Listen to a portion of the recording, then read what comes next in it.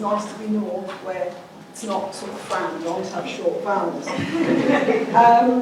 I want to talk today about the art of trespass, and what I mean by that is when we write as the other. So we write about an experience that is not our own. And it's not a new thing, people have been doing it for centuries. But recently, and largely because of a speech given by Lionel Shriver, it's been drawn into the wider argument of cultural appropriation. I don't quite know where I've been. There we go. So, the notion of who writes what, I should have said first of all, I hope this is going to be a discussion and not me talking and telling you what I think. I'm going to leave a lot of space at the end for questions, and I really mean it when I say I want it to be a discussion. Of course, I'll do most of the talking to begin with, but then you'll do some of the talking and tell me what you think, because this is a grey area. There isn't any right or wrong about who writes what, but it does warrant and merit discussion. So, Lionel Shriver very recently gave a talk, controversial talk, in which she said, I hope lots of other things, and in fact the whole essay, the whole speech is somewhere on the web. Certainly it was reprinted in full in The Guardian. And she said, I hope the concept of cultural appropriation is a passing fad. What she spoke about particularly was the notion that as a writer we shouldn't try on other hats, and she said that was ridiculous, that we should as writers write whatever we want. And she used the example of some students in an American university who had decided to have a Mexican themed day with sombreros and ponchos and tequila and all the rest of it. And other students on the university campus had said how disrespectful it was to the Latino and Mexican community, and that shouldn't be allowed. Recently also, the Washington Redskins have got into trouble with Native American groups for using as part of their mascot feathers and headdress. And the Native Americans have said, you don't get to use our stuff, our precious stuff, as your mascot, just as a badge. Because to us, this is a very, very important thing, and it's become a huge talking point in America particularly. So, Lionel Shriver most definitely said that we should write whatever we want. No one owns any stories. We can be whoever we want to be.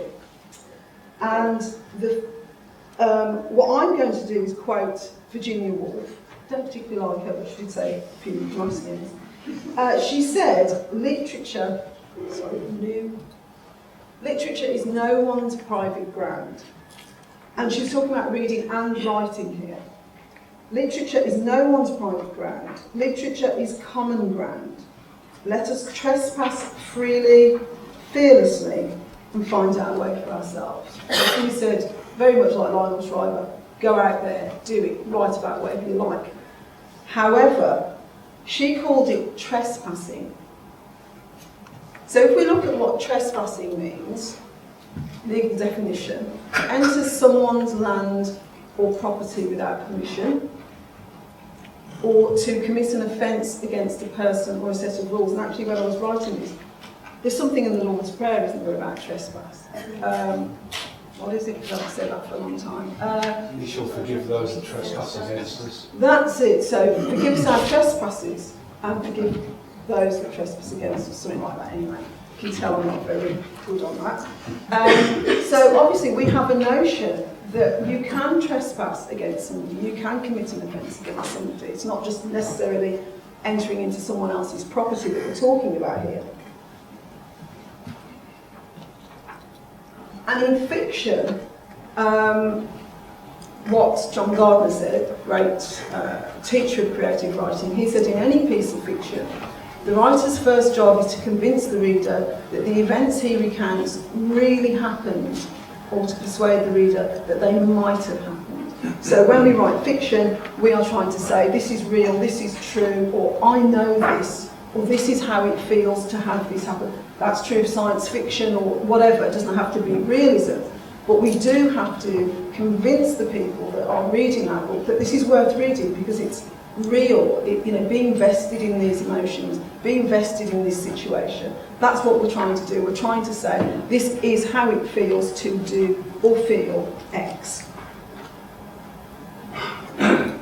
And of course, the most common way that we do cross over a boundary and have another person's experience is in gender. So we have these, the classics are riddled with men writing about a woman's life, either in the first person or in the third person, but certainly from the female point of view. So you can read Madame Bovary, Pamela, Thérèse Raquin, Maud Flanders, Anna Karenina, Bleak House, not all of it, but a lot of it, Portrait of a Lady, or lots and lots and lots of classics about, and more contemporary writers, again writing from the point of view of a woman, and not without criticism.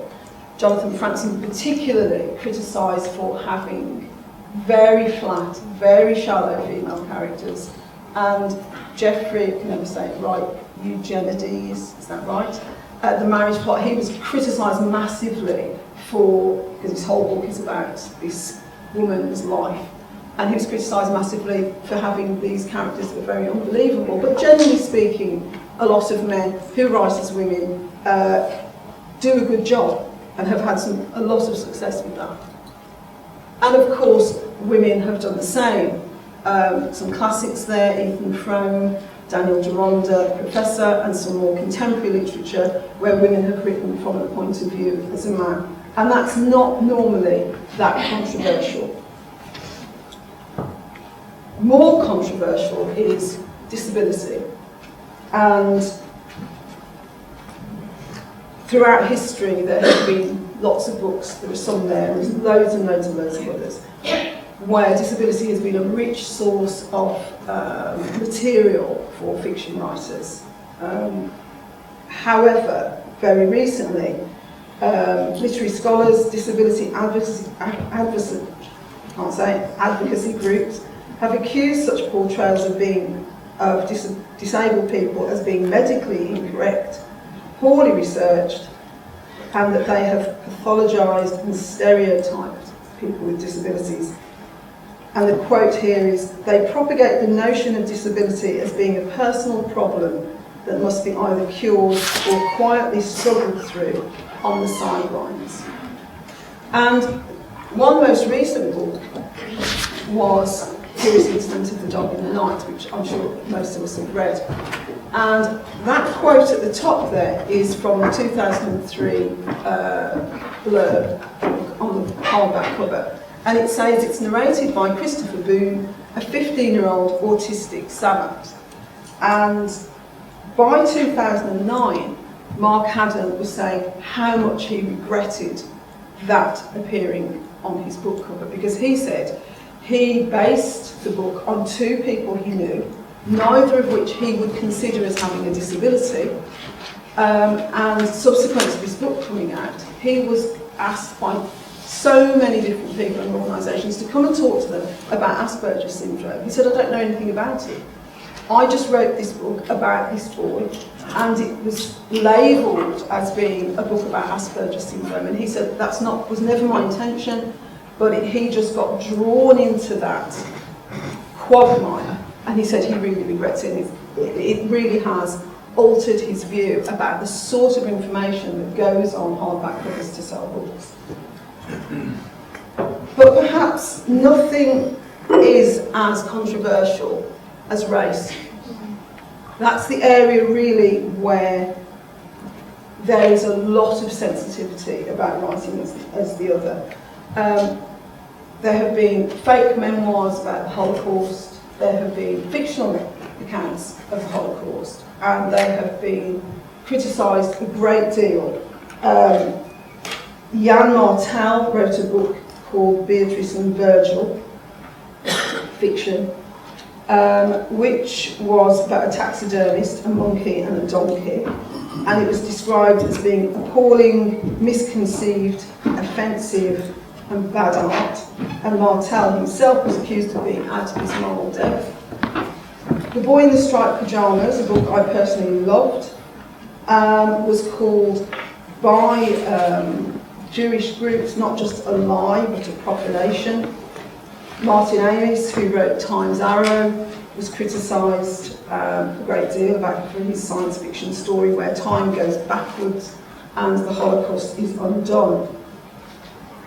This book, which I'm sure a lot of you all know, The Help, was written by somebody called Catherine Stockett.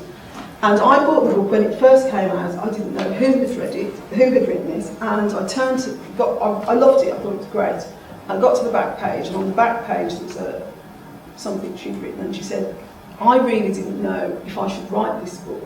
I really thought about it, and I thought it was important that I do write this book, but I did have misgivings about it.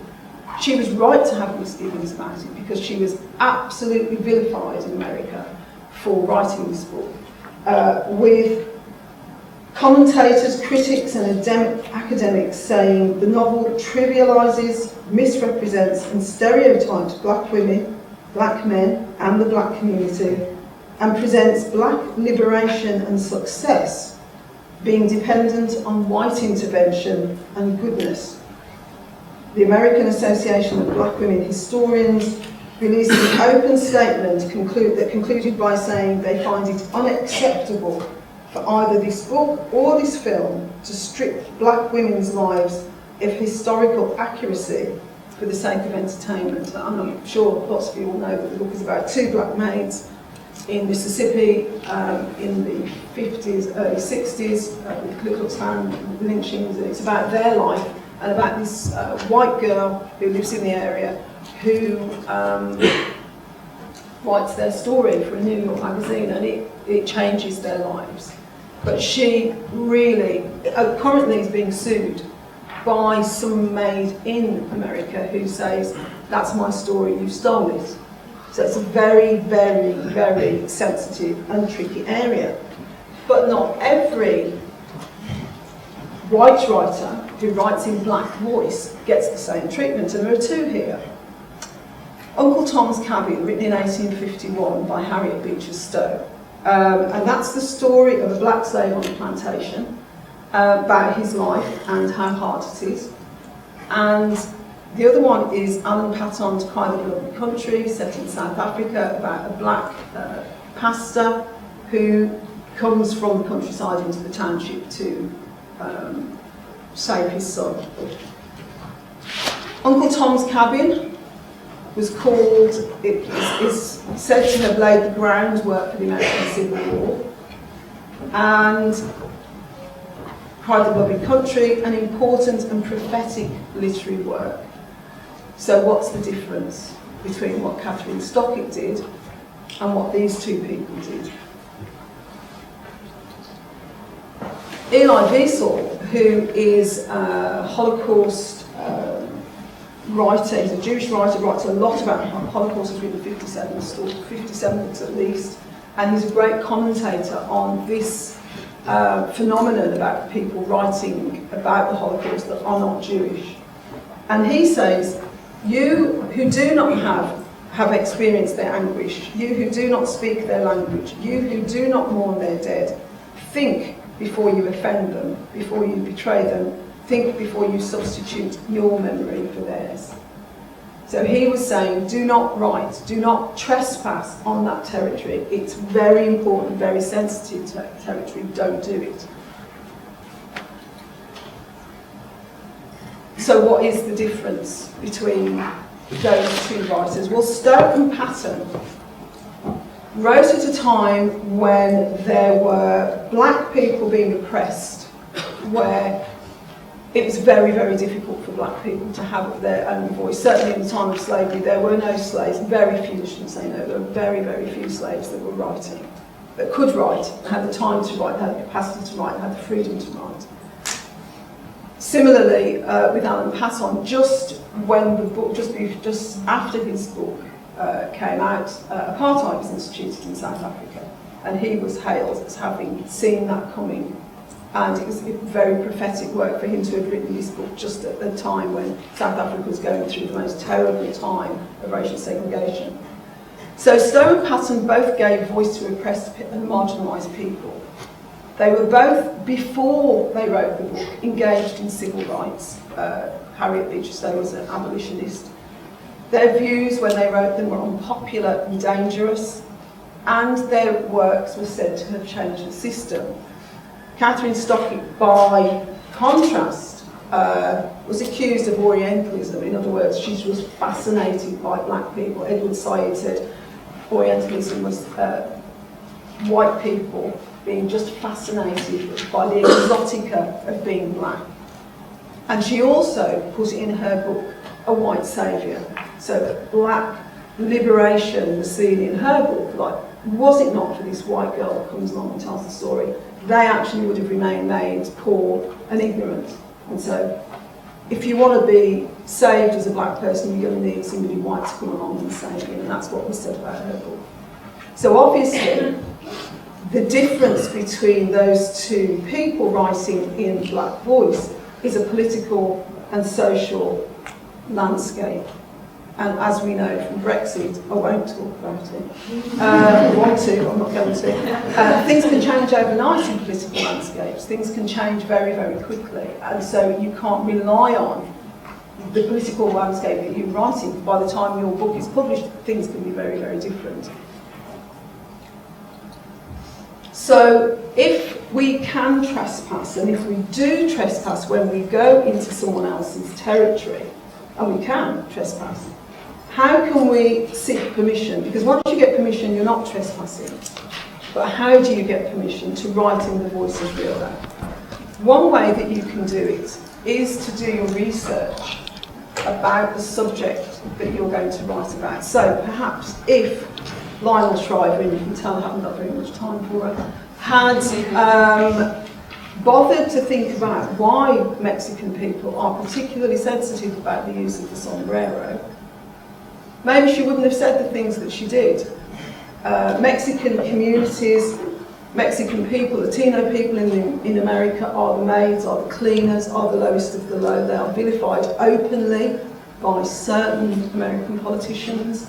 They are accused of being rapists and murderers. They have a very, very bad time. They've had their country and their stolen by American invaders. Whole swathes of America that used to belong to Mexico have gone and are now the United States of America. They've had their culture reduced to Mexican food and hola. They have had and continue to have a very, very hard time in America. So when they are left with a few things that they think are precious, they don't like them to be made fun of and to be reduced to Mexican Day in America. Very similarly, Native Americans, who have the highest incident of alcoholism, of mental health, of teenage pregnancy, who have been herded from their land into reservations like beasts, who have and continue to have very few rights in America, who are portrayed on the television as constantly being bare-chested with feathers and not being a modern and vibrant and up-to-date and worthy culture, except in the most sentimental sense. So when they're left with just a few things that are precious, and they say don't just use them on a football stadium or a badge or on your shirt, because to us they're very, very precious. And I used to do a lot of work with children that had been in the care system, and children that have been in the care system, as they get older, if they remain in the care system, they have multiple moves. So they move from Auntie Jean to Auntie Barbara to Auntie Sylvia to blah, blah, blah. And every time they lose something. They lose something of themselves and an attachment. But they usually lose something physical. So they might start off with a box full of toys and their own clothes and a letter their mum gave them and silver bracelets. By the time they're 14 and 15, lots of that stuff has disappeared, just in the move, no one's fault. And sometimes you see these children and they're left with a scrap of something that looks like nonsense. It could be half a letter from their mom. It could be, this is nowhere like 2 pieces of Lego. And to you or I, that just looks like, it's a piece of rubbish, it's a jumper with a hole in it, it's a bag that's ripped on the side. If you've lost everything along the way, those things become disproportionately, from the outside, very, very precious. And sometimes when we use or we trespass on someone else's territory, there are sensitivities there that we don't understand, that we don't get because we haven't had that experience. So of course we should write with many different hats on, otherwise we'd be writing some boring shit. If I wrote about my life as a 56-year-old woman from Birmingham with 2 children, nobody would read it. It's not interesting. And I would suggest that most of us here could not sustain a novel that was only about ourselves. And of course, even when we write memoir, you bring other people into your story. So I've got 3 sisters and 2 brothers. And if I wrote the story of my life, I would have one of my brothers and sisters at least say, that's not true, that's not what happened. I wasn't there, or that they didn't say that, or I disagree with that. So as soon as we step out of our own story, and I mean our own story, then we're going to trespass. But we have to be writers, and we should to be writers, because that's what being a writer is. We imagine someone else's life. But if we step out, do research, do the research that says, okay, I'm going to try and understand this from that point of view. Be curious. And by curious, I mean don't rely on stereotypes. So we might think we know all about Native American culture, or we might think we know all about Sikh culture. I might think, my mother's Irish, and my father's from St. Kitts, and I might think I know all about Irish culture. I don't. I know about my mother's Irish culture, and she was from the south, she was from Wexford, and I know something about that. Don't particularly know about Northern Ireland. I don't know about the west coast of Ireland, which is different. So be curious and don't rely on what's easily available. Be humble, because we don't know, and because there are sensitivities in some areas that are huge. Which one of us would say that we could write accurately and totally sympathetically, and totally with knowledge about the Holocaust or about the slave trade, or about some of the big historical events that have repercussions right now, today, still. So be humble and realise that some things are big and huge and take a lot of work to understand. Accept critique, and you will be critiqued. And people will say, I don't think you should have done that. Especially if you go into the more sensitive areas, there are people that will say that's not right, that's not okay. And also, and importantly, ask yourself why you are doing this. One of the criticisms that's very, very often levelled against people that write as the other is that you've done it for a cheap trick, you've done it for entertainment, you've done it for whatever. And of course, fiction is entertainment. We do put stuff in our book to have conflict and to have interest. But just ask yourself what that person's bringing to your book. Why are you making that person disabled? Why are you making that person black? Is there something that you're trying to say? And if so, what is it? Be aware that some people might ask you that question. Why have you put that black person in the book? Why have you put that disabled person in the book? What were you trying to say? What are you saying by having that person in the book? And if you're writing in the voice of the other, ask the other. You may know someone who is black or Sikh or Iraqi or whatever. Ask them, have I done this right? Have I got this right from your point of view? Bearing in mind that that person only speaks for themselves. They do not speak for the whole of the Sikh or Muslim or black or Irish experience. They speak about what they know particularly. And when you get it wrong, take the punch, and you have to take the punch, because sometimes we do get it wrong and you have to hold your hand up and say, okay. My book, My Name is Leon, is about a boy who went into the care system. And in the book he has 2 foster carers. One's great and lovely and soft and fluffy and everything you'd like a foster carer to be.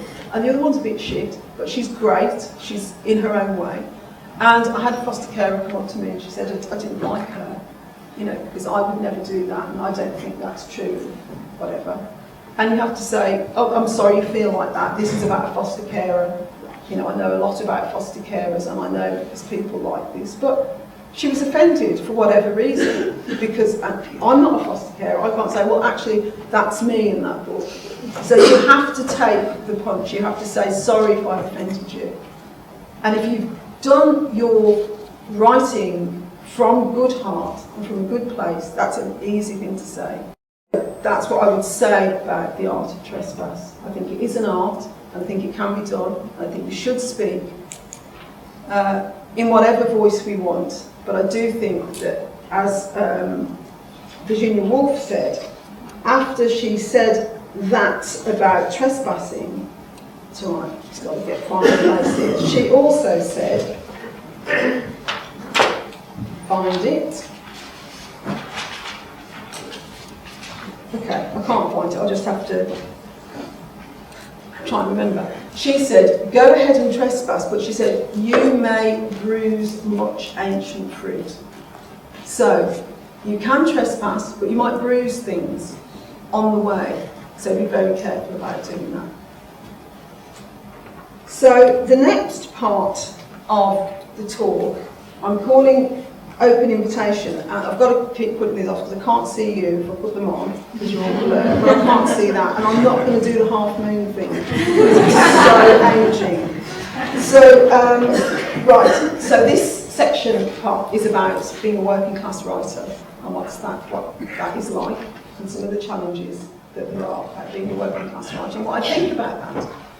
So I left school when I was 15, and nobody in my family at all had been to university, and by that I mean cousins, aunties, uncles, you know, no one went to university, and I was 51 when I went to university. And before that, I had a job as a typist, filing clerk, an office manager, a paralegal in criminal and family law, a project manager in social services, a massage therapist, what a joke, a waitress, that was the low point, and the backing singer, that was the high point. And I became a member of the Employment Tribunal, the Adoption Panel. I was a magistrate for 10 years, and I had had a really busy life. So when I went to university at 51, well, I started writing at 45, I thought, God, you know, I've got something to say. I've seen life. I wanted some of these experiences out there to appear in my fiction.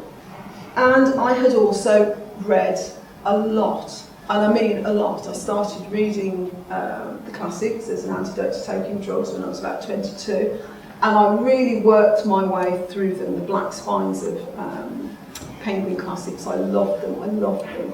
Old white men, they can write, I'm afraid. You know, whatever you say about them, they're great writers, and the classics, I loved them. Fantastic. But I was brought up in a house with no books, but these two classics in their own right. The Bible, courtesy of my mother, who was a Irish Catholic made into Jehovah's Witness.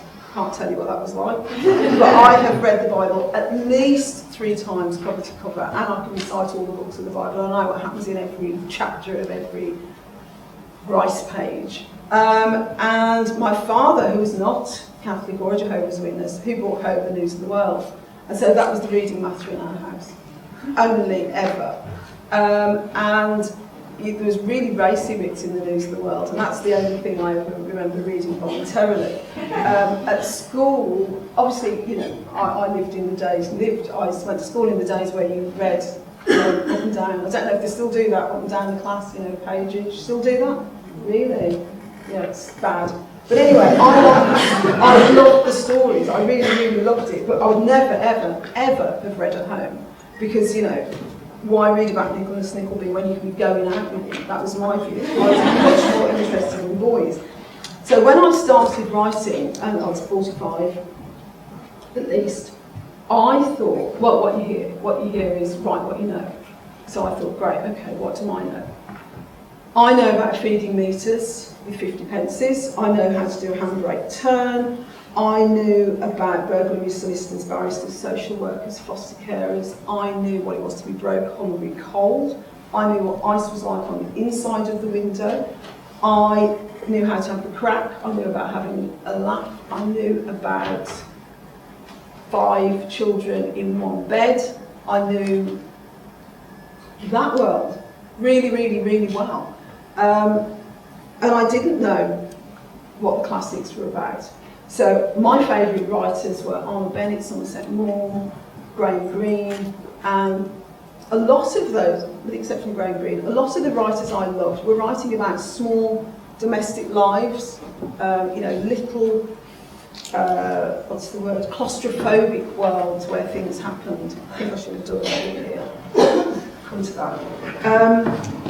So they were writing about these worlds, but then when I looked at the writers themselves, and even if they were writing about working class, and I'll come back to that, they weren't working class themselves. They were middle class people looking in on the working classes and making assumptions about what it was to be working class. And sometimes very, very good, doing it very well, but they were not working class writers. And the more I looked, the fewer and fewer working class writers I found that were writing about their lives from a place of knowledge, or were writing about anything at all.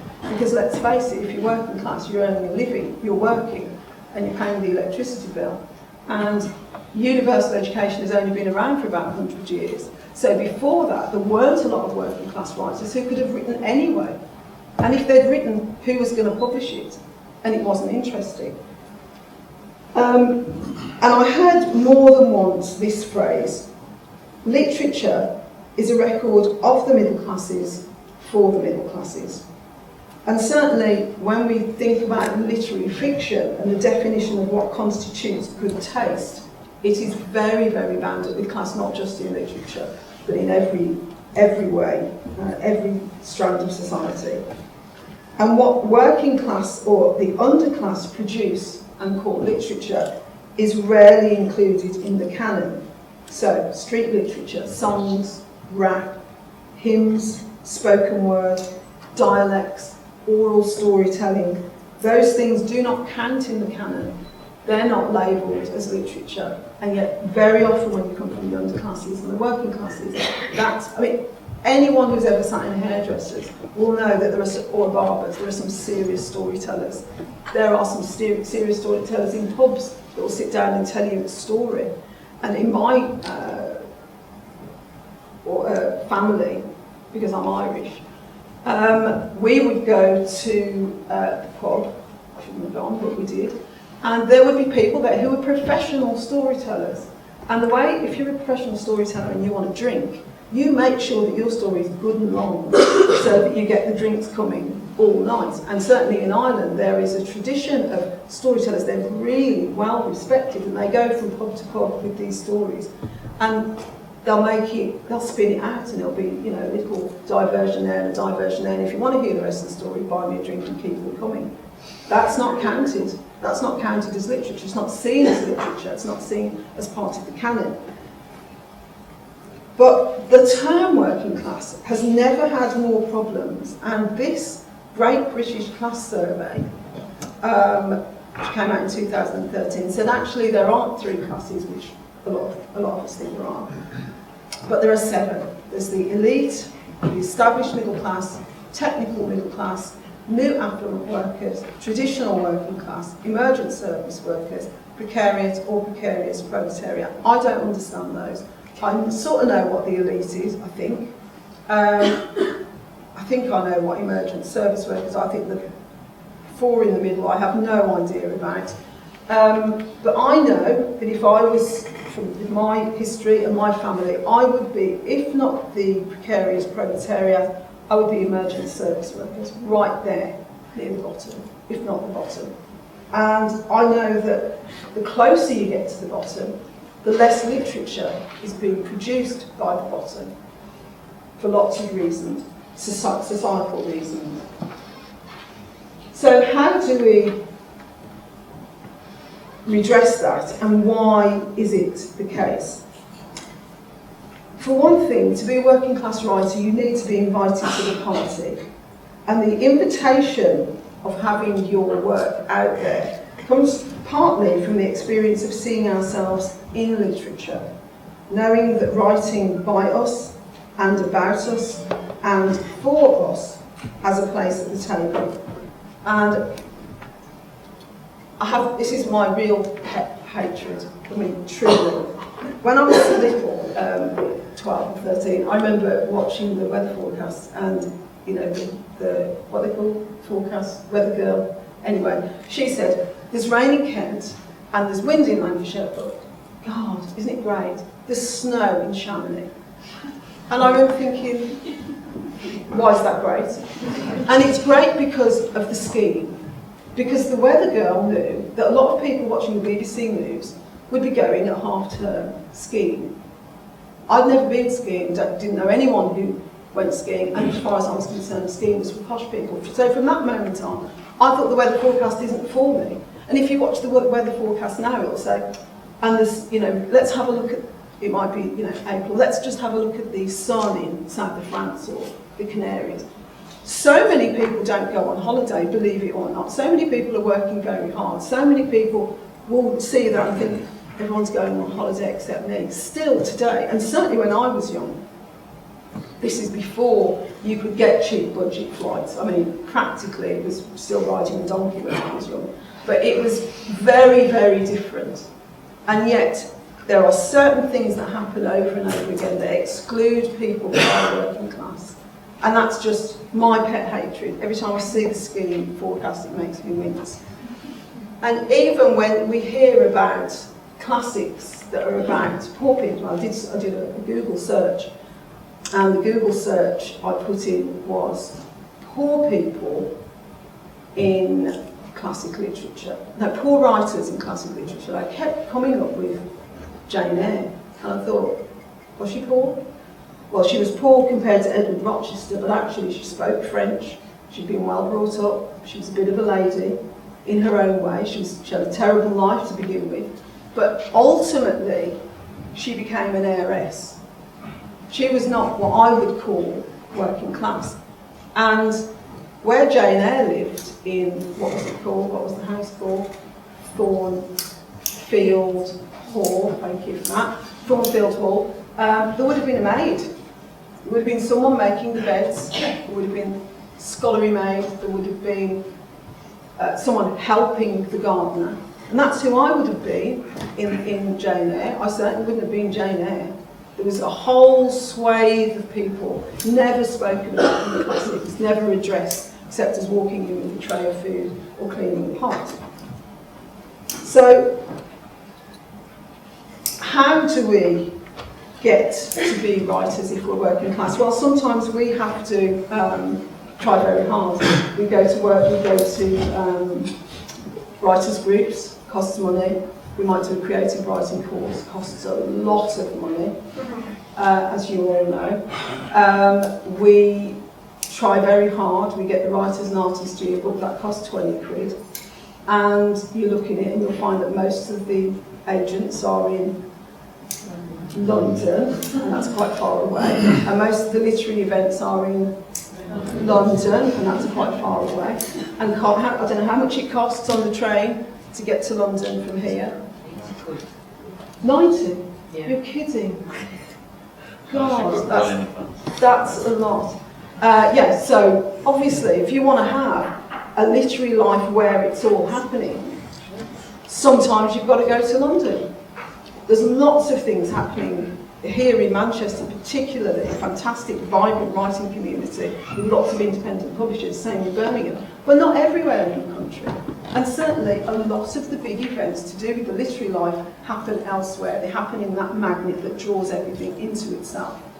But let's say you've done that and you've got your book and you've got, you know, you've finished your book and you've worked really, really, really, really hard, and you send it off to an agent, or an agent, if they can't, will send it to an editor. And what you'll find is 45% of people working in publishing come from a privileged background compared with 14% of the population as a whole. So who's reading your book about working class life? If you might not be writing about working class life, you might be writing about the Middle Ages, you might be writing science fiction. But if you are writing about Tower of Lock in Middlesbrough, who's reading your book? likely someone from a very privileged background. Do they understand your book? Do they value your book? Do they value your story? Do they think it has a place in the world? Do they see it on the shelf? When I set up the scholarship that I did, I got a great deal. I was one of the lucky ones. And I paid enough money for someone to do a creative writing degree, MA at Birkbeck, with enough money for a sandwich and a cup of coffee when you get there, because that can be very humiliating if you've spent all your money on your fees and you can't have a cup of coffee when everyone says, oh, we're going to the pub afterwards for a drink, and you're like, shit, can't afford that. So I made sure they had enough money for that and enough money for travel, so that although it was at Birkbeck, and as we know, all roads lead to London, there was enough travel so that somebody could travel from about 2 hours away, because it's only 1 day a week, 2 hours away and still get there, still get home in 1 day without having time off work. And what else? Oh, so a friend of mine donated £1,000 for a laptop and the stationery. And then I started telling people about it because I am shameless. And Penguin Random House gave the top 5 people that had applied a day with the Penguin editor and a goodie bag full of books. Waterstones in Birmingham donated the reading list so that the person that won the scholarship didn't have to find the money for the books. And when I say Waterstones in Birmingham, I mean the staff. I do not mean Waterstones, the organisation, I mean the staff in Waterstones themselves put the money together. The Word Factory, an organisation in London, gave free tickets to the Masterclass for the top 5. The Literary Consultancy, for the top 5, gave free manuscript assessment. Spread the Word, free events. Arvon, free week. Joe Unwin, my agent, has read the top 5 submissions and is thinking about representing one of them. And there were lots and lots of anonymous donors, so that in the end we were able to give 2 scholarships to people and not 1. And I'm not telling you that because I think I'm great. I'm telling you that because people do care. There are people that want to change the system and don't know how, and don't know what's the mechanism for helping people. And I think if you show people any kind of mechanism and say, look, we're doing this, I do believe people get on, I do believe people want to help working class writers. And recently, there have been lots of initiatives, and the publishing, in fact, something's published today by the bookseller about the need to have more diverse voices, apart from the old Shakespeare, McEwan, Sebastian folks world. There are new classics that are waiting to be written. And so the open invitation that I want to talk about is to the literary agents and the editors and the commissioners and the grant givers and the people that organise festivals and the prize givers and award givers and the established authors. It's an open invitation to us as working class writers to do our best to write our book and to value our own stories, because our stories are valuable and fascinating and interesting and deserve to be heard. And sometimes we don't put enough value on our own stories and where we come from and what we've got to say. Open invitation to get out there and to get stuck in and to be heard and to have our voices out there, up on the shelf. The new classics, alongside Graham Greene, Somerset Maugham, Bennett and Jane Eyre, she's not a writer, Charlotte Bronte, have it up there, have some of these new books and these new voices, and even if we are writing about Victorian England or Vikings or whatever, our experiences as working class writers will be in that literature, will be in that text, will be informing all the time what we're saying. So get stuck in, basically. And that's me, and now it's you. It's your turn. If any of you have any questions, and open questions about anything whatsoever. Thinking about Trespass and then what you were saying about even if authors are working class and then writing about medieval English, you sometimes feel like a whole other world away. Yeah. How do you feel about authors that use science fiction and fantasy to write about things? So I was thinking about, obviously, in Harry Potter, they have the muggles and the wizards, and we know what they're talking about, and even in the film they decided to use the black and red banners, and we Yes. they talk about, or even in Star Trek, they talk about interracial relationships, even though Uhura is black and Spock's white, but they're also an alien race. Yes. They talk about that a lot, so we know what they're talking about, but they're not being specific to what we know. What do you think about how they explore that? I think that's great. I think it's clever. And I think it takes some of the heat out of the argument of trespass. If we are using different beings or science fiction and fantasy to talk about difficult concepts, I think it's great. As long as we know what we're saying and we know our stance, or we're being exploratory about what our stance is. I mean, there's so much grey in literature. I think, well, there's so much grey in the world, and I think there's so little black and white and true things, because there's always arguments for and against. So I think exploring some of those issues through fantasy and science fiction, which I never, ever, ever read, is great. It's a really good way of doing it. I just want to thank you for helping me to understand why I've written my novel, actually, because I'm a migrant, I'm Australian, and I lost my Australian accent because people here thought I came from neighbours, that I was uneducated, and so what I've realised is that I do have a right to have a voice in what is a very elite field. I think Yes. writing can be a very elite field. So Completely, and a very difficult field to break into if you don't have contacts. yeah, You know, we all confidence. contacts or influence, or I mean, I didn't even know that when I started writing when I was 45. I didn't know all the agents were in London, or 99.9% of them. I had no idea. I didn't know you needed an agent. Actually, I thought you wrote your book and you sent it somewhere and you got it published, and it might be a bit difficult. I didn't realise what I was up against. So I think that is, you know, it's a hard thing to do. And then if you are also thinking, have I got anything to say? Why would you start? You know, you've really got to have a lot of drive to forge through that and get over all the barriers. And of course, being working class or just simply not having enough money to do what you want to do is one of those barriers that can be difficult. I did an MA in creative writing at Lancaster University, which was very good. What really upset me is I struggled financially to do that. And what they did is they brought in literary agents, and I'm from Liverpool and I'm gay, and the first thing that literary agent said is that you would never represent a Scouser or anybody who was gay. Right? And when I challenged on it, he said the Scouts thing was about football and the gay thing was that gay books don't sell very well. But it just made me feel Undervalued, yeah, devalued. and I've yet to find an agent, speak to an agent that has actually said, but others have been a bit more kind of open around, particularly around the sort of gay thing, really.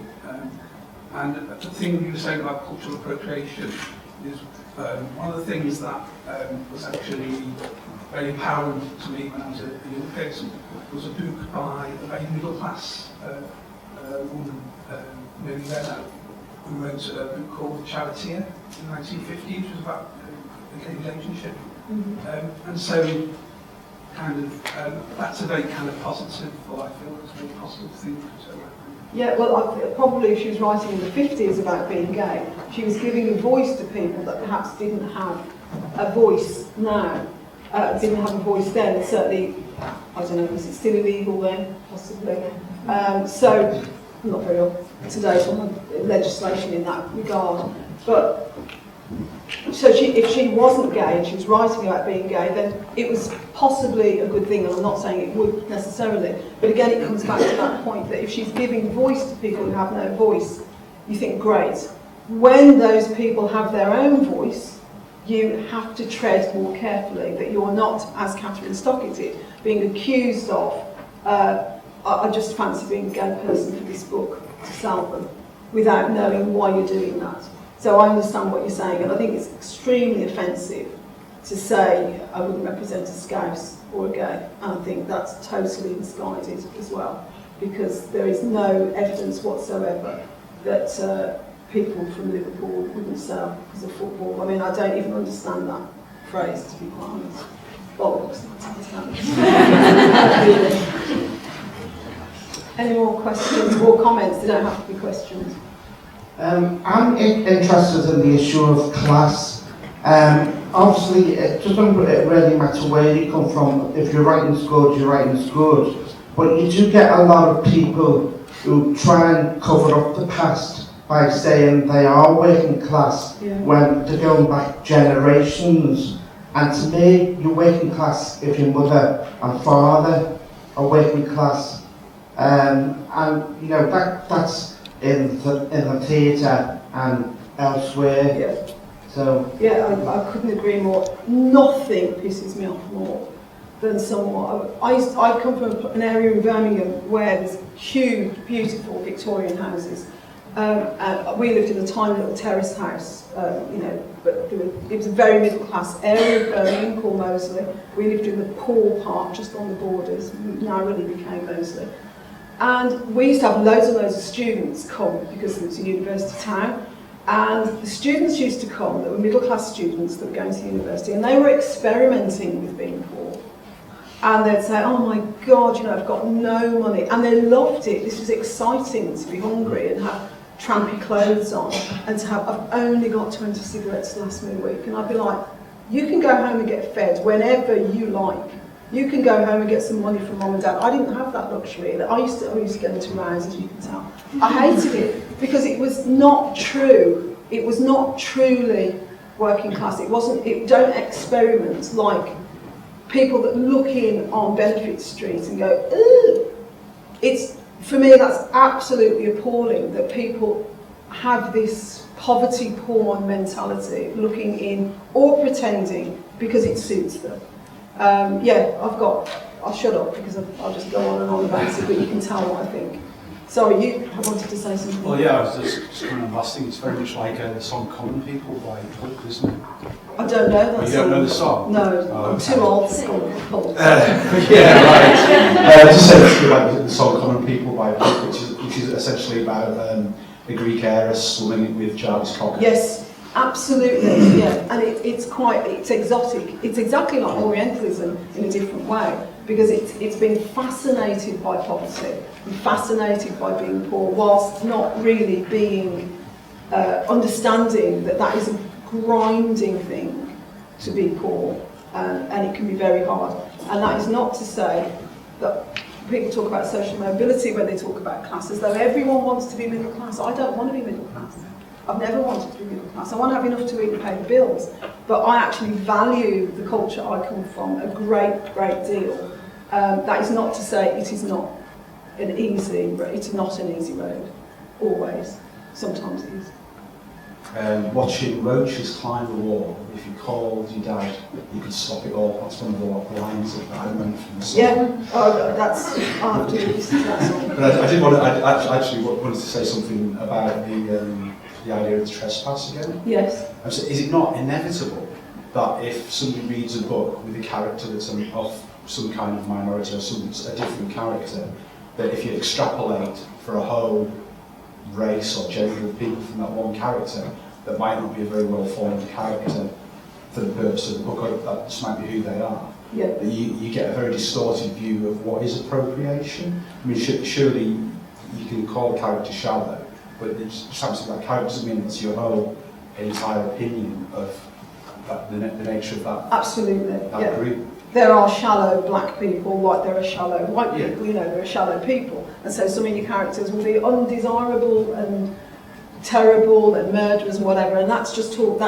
equality. That we're all crap and we're all great. It doesn't matter about the colour of your skin. So I think there's nothing wrong with having a shallow or unattractive or damaged character from a certain race, as long as we know what we're doing and why that character, if we're a white writer, why that shallow character is black. Why have we made him black? What do we add to the character? What do we add to our book? And I think if we can answer those questions for ourselves, that's fine. If we know why we're doing it, it's fine. talked about social mobility, and I come essentially from a very working class Manchester background. Right way back to Peter Luther, one of my relatives actually died there, so that was the original heritage. But I went to university, I was of the first generation that probably from the 70s, people had that social mobility when they got education, where everybody's grandparents were so chuffed because we were the first ones that got an education. What I would take from that is that when we write authentically about anything, that's what has power. And the gentleman up there said that good writing is good writing, and that's absolutely true, no matter where it comes from. And some of the most beautiful works of art have come from upper-class people who have written beautifully and tenderly and wonderfully about the human condition. So we don't have the monopoly on feeling as working-class writers, and neither do they. So good writing is good writing, and authenticity is, for me, what writing is about, being true and being, so having someone say, gosh, you know, that moved me to tears. When people tell me they cried in my book, I think it's a complete result, because it means you've got it, you've understood what's going on with this boy. And I think that's what you're saying about education, keeping people down, is very, very true. And all the more reason that we as writers need to perhaps if we're working class writers, we need to fight 3 times, 5 times as hard to have our voices heard, and it's all the more reason that it's an important thing to do. Whoa. There's someone at the back there, lady with the mustard shirt on. I was just wondering if you thought of Got to be mad like me, yeah, go on. thought of Trespass and the other way around. So I'm also from mostly and I am writing in fantasy, and I feel like every time I use the word white, people assume that I'm race, whereas I don't at all.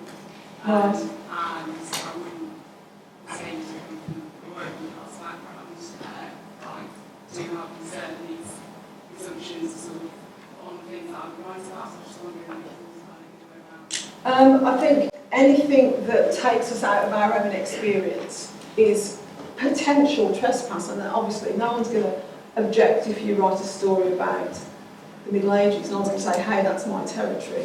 Unless I'm very old.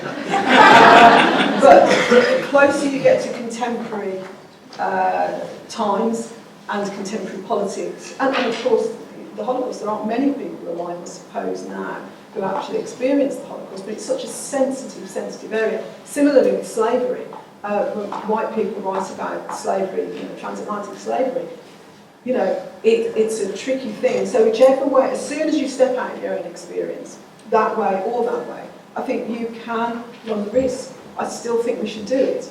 I just think we have to be extra careful and make sure that what we've written on the page actually reflects what we actually believe. I was going to say, so on one hand you can say, oh, this character is black, and they're also a negative character because people, obviously there are negative black people, but at the same time, don't you think context can kind of be important? Because throughout literature, characters of certain races are often maligned, and yes, if you write a book where everyone's white except for except the bad black guy, yeah, that there can be this sort of yeah, conflict, because even if it's like, well, not necessarily in my book, but I feel like in the context, the grander scheme of things, Yeah. doesn't that yeah. matter? No, I think that's absolutely right, and I think one of the things that I put there about seeking permission is ask yourself why. So when you're writing that story and you want it to be an all-white cast, apart from the bad black guy who's going to mug someone or murder someone, there's nothing wrong with that. Ask yourself why. What are you saying? And can you take the punch when someone critiques you for that, when someone criticises you for that? Are you being curious? Have you got a greater thing to say? If you're writing that book, and there's nothing wrong with writing that book, what's your message? What's your greater thoughts on that? Are you curious? Are you humble? Have you done your research? What do you add to literature? What do you add to the world by writing this book? Are you confident? And if you are, go ahead and do it, I would say. Sorry. I think your scholarship is just fantastic. I think it's great. I was wondering, where do you find your applicants? Because when I go back home to Wales, and I speak to my school friends, they think I'm totally crazy wanting to be a writer, because I don't know where my next paycheck is going to be. It's true, but I mean, I guess for a working class person, it's not the smartest thing. I mean, a lot of them work for the steelworks, and they don't know if they're going to have a job, and they're like, why would you do this to yourself on purpose? Like, you've been to university, like, go and get a proper job. Absolutely. Well, I wonder, like, how do you find...